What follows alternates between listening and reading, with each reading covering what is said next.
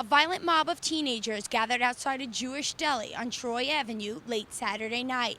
Moments later, they stormed inside, grabbing some items and display racks and making a mess of the store. Now residents of Crown Heights are asking, is this an isolated incident or the most recent Brooklyn hate crime? Stopping by the deli today, I spoke to an employee who declined to go on camera, but told me he is still thanking God he wasn't working that night. Owner Yankee Klein told the Jewish Press newspaper that the teens regularly steal from his store and yell Heil Hitler, and witnesses say the damage wasn't limited to just the store. The mob also broke into 2 school buses and vandalized several cars along Troy Avenue. Since January, hate crimes in Brooklyn are up 30%, but religious leaders in the community say they have a plan.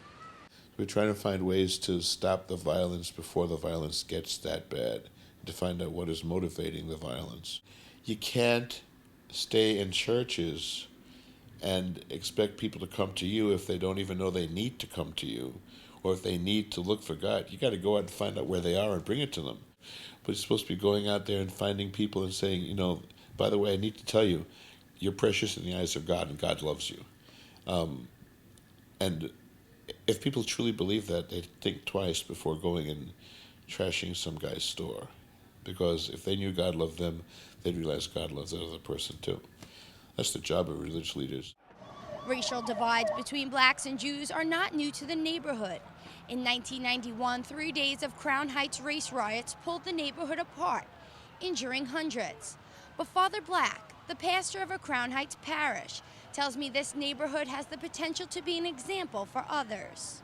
Crown Heights has the potential to be the primordial example of what an American city is supposed to be. I mean, we have all these people from extremes that are cohabitating and coexisting together.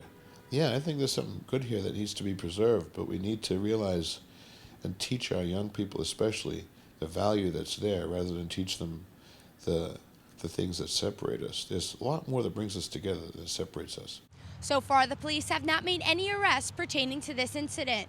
They're asking anyone with information to call Crime Stoppers. The number is 1-800-577-TIPS.